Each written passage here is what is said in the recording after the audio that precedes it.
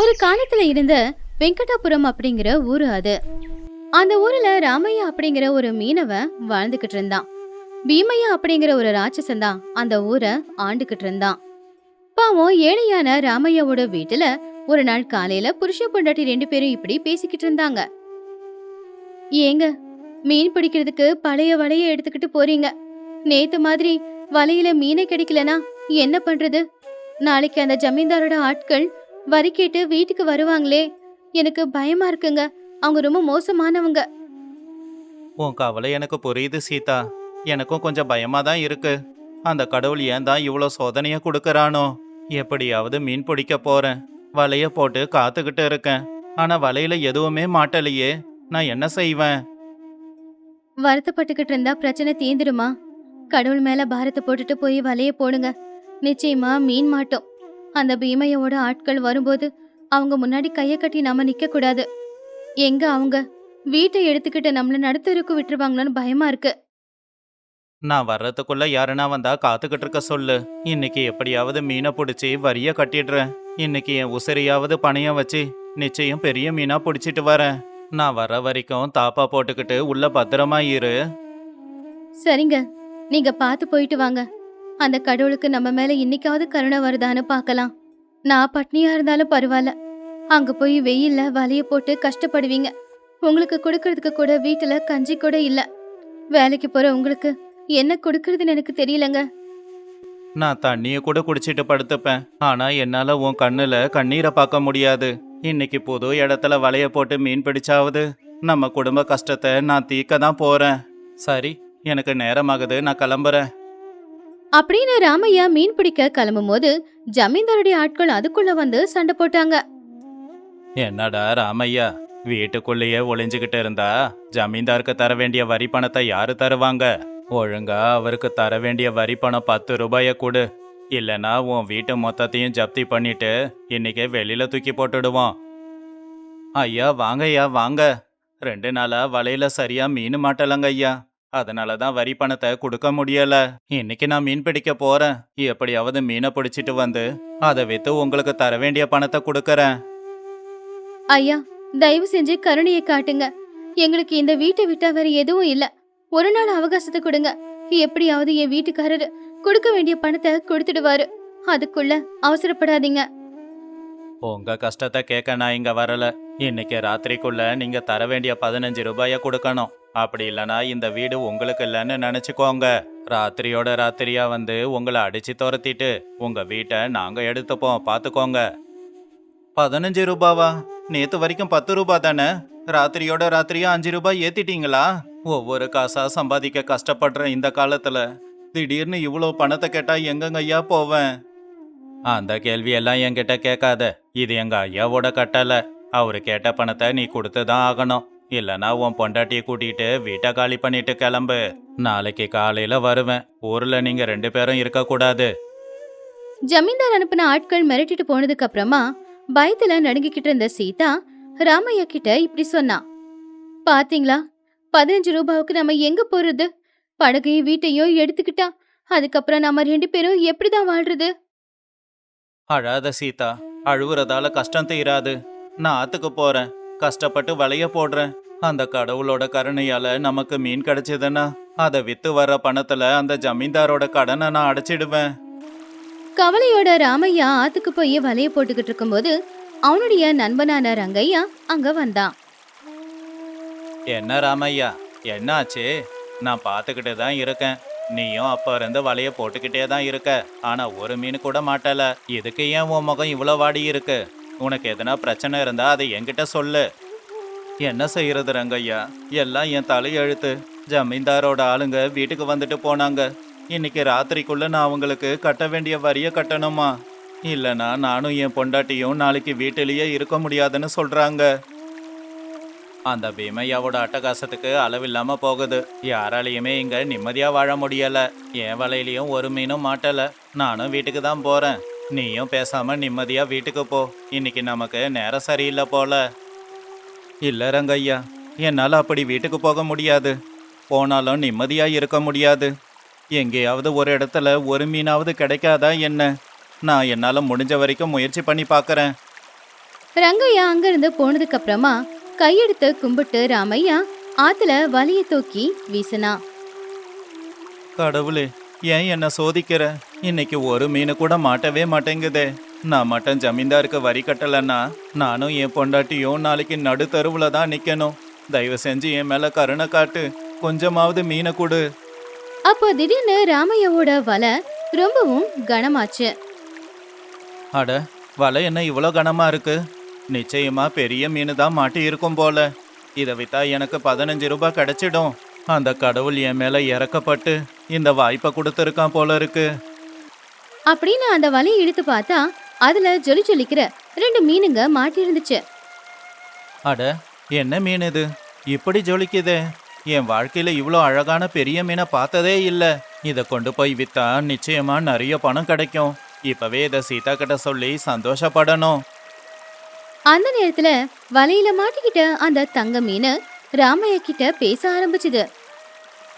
ஐயா ராமையா, எங்களை கொன்னிடாத, எங்களுக்கு உயிர் பிச்சு போடு. வாழ்க்கை முழுக்க உனக்கு நாங்க கடன் பட்டிருப்போம். தயவு செஞ்சு மறுபடியும் ஆத்துல எங்களை தூக்கி போட்டுடு. எங்களை சந்தைக்கு கொண்டு போய் விற்காத. சுதந்திரமா ஆத்துல சுத்தன போல இருக்கு. எங்களை விட்டுடு. அட, யாரு பேசுறது? இங்க யாருமே இல்லையே. எனக்கு மூளை கெட்டு போச்சா? ஆனா யாரோ பேசுற குரல் எனக்கு கேட்டுக்கிட்டே இருக்கே. யாருங்க? யாராவது ஒளிஞ்சிருந்து பேசுறீங்களா? பயமுறுத்தாம கொஞ்சம் வெளியில வந்து பேசுங்க. உன் முன்னாடி கூடையில இருக்கேனே, நான் தான் பேசிக்கிட்டு இருக்கேன். நான் இந்த ஆத்துக்கே ராணி. இவங்க எல்லாரும் என்னுடைய ராஜ்யத்துல இருக்கிறவங்க. என்ன நம்பு. நான் சாதாரண மீன் இல்ல, நான் ஒரு புனிதமான மீன். இது இது உண்மை இல்லை. எனக்கு கஷ்டத்துல கொஞ்சம் மனசு சரியில்லைல்ல. அதனால எல்லாமே பிரம்மையாவும் கற்பனையாவும் இருக்கு போல. கடவுள் வறுமையில வாட்டிட்டு இப்ப என்ன பைத்தியக்காரனாவே ஆக்கிட்டானோ? இது பிரமையும் இல்ல, கற்பனையும் இல்ல. உண்மையிலேயே உன்னோட வலையில மாட்டிக்கிட்ட மீனை தான் நான் பேசிக்கிட்டு இருக்கேன். தயவு செஞ்சு எங்க உசுரை எடுக்காம தண்ணியில விட்டுடு. நீ ரொம்ப நல்ல மனசுக்காரங்க எனக்கு தெரியும். எங்களை விட்டுடு. உங்களை விட்டுட்டா அதுக்கப்புறம் நான் இன்னைக்கு பணம் கட்டுறதுக்கு என்ன பண்ணுவேன்? உங்களை வித்தாதான் எனக்கு பணம் கிடைக்கும். என் பொண்டாட்டி ரொம்ப நாளா சாப்பிடாம பட்னியா இருக்கா. இன்னைக்கு அவ பசியை நான் தீத்தாகணும். உன்னோட கஷ்டம் எனக்கு தெரியும் ராமையா. ஆனா அதுக்காக எங்களை கொண்டு போய் வித்தனா அப்புறம் என்ன பெத்தவங்க ரொம்ப கவலைப்படுவாங்க இல்லையா? என்னை மட்டும் விட்டு பாரு. உனக்கு என்ன கஷ்டம் வந்தாலும் அந்த கஷ்டத்துல நான் நிச்சயமா உனக்கு உதவி செய்வேன். உங்களை விட்டுட்டா அதுக்கப்புறம் வெறும் கையோட போய் என் பொண்டாட்டி முகத்துல எப்படி நான் முழிப்பேன்? அந்த ஜமீன்தாருக்கு வேற ராத்திரிக்குள்ள 15 ரூபாய் கொடுக்கணும். என்கிட்ட வேற வழி இல்லை. உங்ககிட்ட எதனா வழி இருந்தா சொல்லுங்க. உயிரோட மதிப்புக்கு எதுவுமே ஈடாகாது. தயவு செஞ்சு எங்களை காப்பாத்து. நீ செஞ்ச உதவி என்னைக்கா இருந்தாலும் உனக்கு பலனை நிச்சயமா கொடுக்கும். எங்களை நீ காப்பாத்துனா உனக்கும் உன் மனைவிக்கும் காலம் முழுக்க நாங்க நன்றி கடனோட இருப்போம். ஒரு பக்கம் பசி, இன்னொரு பக்கம் கடன், ரெண்டுமே போட்டு என்ன கொண்டுகிட்டு இருக்கு. ஆனா மனுஷங்க மாதிரி பேசுற உங்களை கொள்ள எனக்கு மனசு வரல. உங்களை நான் விட்டுடுறேன்.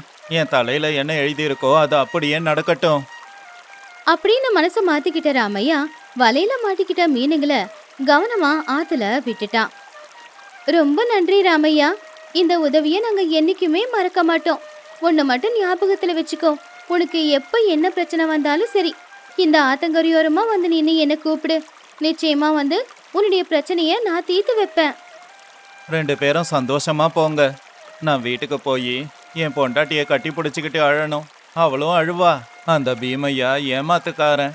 நாளைக்கு அவன் எங்களை என்ன பண்ண போறானே தெரியல. அப்படி அந்த மீனுங்களை ஆத்துல விட்டுட்டு வெறும் கைய வீசிக்கிட்டு மனசுல பாரத்தோட ராமையா வீட்டுக்கு வந்தான். என்னங்க, வெறும் கையோட வந்திருக்கீங்க? அப்படின்னா இன்னைக்கு வலையில மீன் எதுவும் மாட்டலையா? ஐயோ, அப்படின்னா நாளைக்கு அந்த ஜமீன்தாருக்கு எப்படிங்க நம்ம காசு கொடுக்க போறோம்? அவங்க ஏற்கனவே கோவமா இருக்காங்க. பணம் கொடுக்கல நம்மள நடுத்தர்ல இழுத்து போட்டுருவாங்க. இல்ல சீதா, இன்னைக்கு வலையில மீன் கிடைக்கல. கிடைச்ச மீனையும் நான் பொழைச்சி போகட்டும்னு விட்டுட்டேன். அவ்வளவுதான். உன் பசியை தீர்த்து வைக்க என்னால முடியல. இனி அந்த ஜமீன்தாரு நம்மள அவமானப்படுத்துவான். ஆனா ஏன் இத்தனை நாளா தலை நிமிந்து நம்ம ஊருக்குள்ள நாம நடந்துகிட்டு இருந்தோம். யாருக்கிட்டையும் எதுக்காகவும் கையேந்தினதும் இல்ல. ஆனா அப்படிப்பட்ட நமக்கு எதுக்காகங்க இப்படி ஒரு மோசமான நிலைமை? அப்படின்னு அவங்க பேசிக்கிட்டு இருக்கும் போதே ஜமீன்தார் பீமையா, வேலைக்காரன் கோட்டையா, அடியாள் எல்லாரும் அங்க வந்தாங்க. என்ன ராமையா, என்ன முடிவெடுத்திருக்க? பணம் வச்சிருக்கியா இல்ல வீட்டை விட்டு வெளியில போறியா? டேய், வீட்டுக்குள்ள போய் எல்லா பொருளையும் தூக்கி வெளியில போடுங்க. ஐயா, தயவு செஞ்சு அப்படியெல்லாம் பண்ணிடாதீங்க. இன்னைக்கு ஒரே ஒரு நாள் அவகாசம் கொடுங்க. இன்னைக்கு எனக்கு மீன் கிடைக்கல, ஆனா நாளைக்கு கிடைக்கும். நாளைக்கு கிடைச்சதும் உங்க பணத்தை வட்டியோட சேர்த்து கண்டிப்பா கொடுக்கறேன். என்னடா, எங்க ஐயா ஒரு முடிவெடுத்ததுக்கு அப்புறம் அவரை எதிர்த்து பேசுறியா? அவர் ஒரு முடிவு பண்ணிட்டா அப்புறம் மாத்திக்க மாட்டாரு. நீ பேசினதெல்லாம் போதும். முதல்ல வீட்டை காலி பண்ணிட்டு உடனே கிளம்பு. சரி, போனா போகுதுன்னு உனக்கு ஒரு வாய்ப்பை கொடுக்கறேன். உனக்கு ஒரு கஷ்டமான வேலையை கொடுக்கறேன். அந்த வேலையை நீ செஞ்சு முடிச்சா உன் கடனை நான் தள்ளுபடி பண்ணுவேன். உன்னால அந்த வேலையை செய்ய முடியுமா? என்ன வேலைங்க ஐயா? சொல்லுங்க ஐயா. என் உசுரை கூட பணையம் வச்சு நான் அந்த வேலையை முடிக்கிறேன். தயவு செஞ்சு எங்க வீட்டை மட்டும் எங்க கிட்ட இருந்து வாங்காதீங்க. நேத்து நம்ம ஊர் ஆத்துல நான் படகுல வரும்போது என் கையில போட்டு இருந்த மோதிரம் ஆத்துல விழுந்துடுச்சு. நீ போய் அந்த மோதிரத்தை தேடி கொண்டு வந்தீனா உன் கடனை தள்ளுபடி பண்றேன். இது ரொம்ப அநியாயங்க ஐயா. ஆத்துல விழுந்த சின்ன மோதிரத்தை என் வீட்டுக்காரர் எப்படி தேடி கொண்டு வருவாரு? ஆத்தோட ஆழம் ரொம்ப அதிகம். அப்படி அவரு போறாருன்னா அது அவருடைய உசுரை பணைய வச்சுதான் போகணும். அதெல்லாம் எனக்கு தேவையில்லை. அவன் மோதிரத்தை தேடி கொண்டு வரானோ இல்ல சாகுறானோ அது அவன் விருப்பம். நாளைக்கு காலையில நான் மறுபடியும் வருவேன். ஒன்னு மோதிரத்தை கொடு, இல்ல வீட்டை கொடுத்துட்டு கிளம்பு. என்ன ராமையா, தயாராயிரு.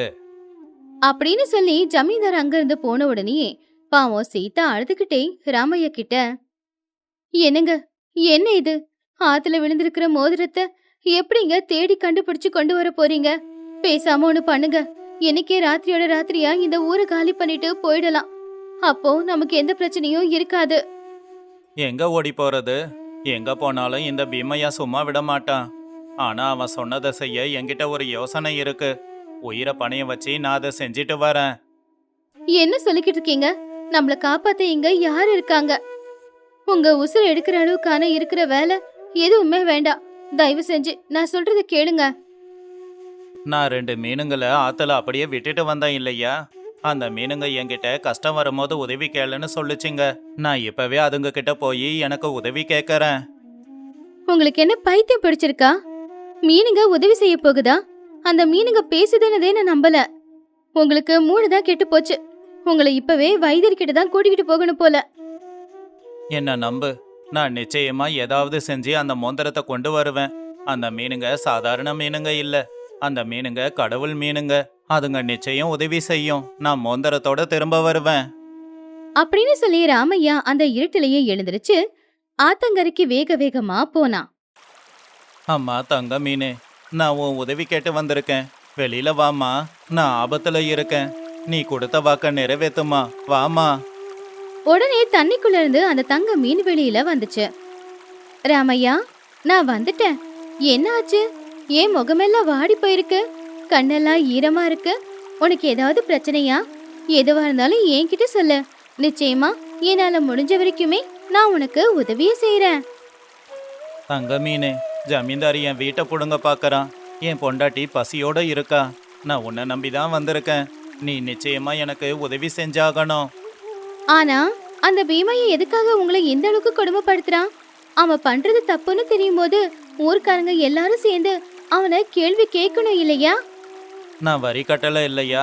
அதனாலதான். அவரு நேத்து இதே ஆத்துல ஒரு வைர மோதிரத்தை தொலைச்சிருக்காரு. அதை கொண்டு போய் கொடுத்தா கடனை தள்ளுபடி செய்யறேன்னு இப்பதான் அவரு வந்து சொல்லிட்டு போனாரு. அந்த பீமையா ரொம்ப ஏமாத்துக்கார. அவன் வைர மோதிரத்தை நேத்து கலட்டி அவனாதான் ஆத்துல போட்டான். இத நாங்க எல்லாரும் கண்ணார பார்த்தோம். நீ கவலைப்படாத. எங்க உசுரை காப்பாத்திருக்க இல்லையா? நிச்சயமா உனக்கு நான் உதவி செய்வேன். கடவுளே, இந்த மீனுங்களால எனக்கு உதவி செய்ய முடியுமா? என்னோட வீட்டை என்னால காப்பாத்திக்க முடியுமா? அந்த கடவுளே மச்சாவதாரமா வந்ததா நான் நினைச்சுக்கிட்டு இருக்கேன். அந்த தங்க மீன் தண்ணிக்குள்ள போய் கொஞ்ச நேரத்துக்கு அப்புறம் வெளியில வந்துச்சு.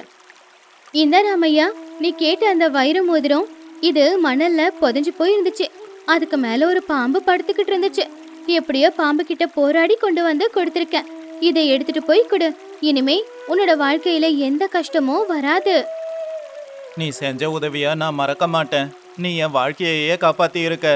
நான் உனக்கு தினமும் உணவு கொண்டு வந்து போடுறேன். உனக்கு நான் வேற என்ன உதவி செய்யணும்? நீ என்னுடைய நண்பர் ராமையா. என்னை காப்பாத்துனதுக்கு நான் உனக்கு செய்த சின்ன உதவி இது. கலங்காத. மோதிரத்தை கொண்டு போய் ஜமீன்தார் கிட்ட கொடு. நிச்சயமா இனிமே உன் வாழ்க்கையில உனக்கு எப்பவும் பிரச்சனை வராம நான் பாத்துக்கிறேன். கண்டிப்பா ஜமீன்தாருக்கே கொடுக்கறேன். உனக்கு நான் நிறைய தடவை நன்றிகளை சொல்லணும். நாளைக்கு காலையிலேயே அவன் முகத்துல இந்த மோதிரத்தை தூக்கி எறிஞ்சிட்டு என் புது வாழ்க்கையை ஆரம்பிக்கிறேன். அடுத்த நாள் காலையில விடிஞ்சதோ இல்லையோ, பீமையாவும் அவனுடைய ஆட்களும் ராமையாவோட வீட்டுக்கு வந்தாங்க. என்ன ராமையா, என் மோதிரம் கிடைச்சதா? இல்ல நீங்க 2 பேரும் ஊரை விட்டு போக தயாரா இருக்கீங்களா? எப்படியும் மோதிரத்தை கொடுக்க போறதில்ல. உடனே வீட்டை விட்டு வெளியில போங்க. என்னடா, மோதிரத்தை கொண்டு வந்த மாதிரியே தெரியலையே.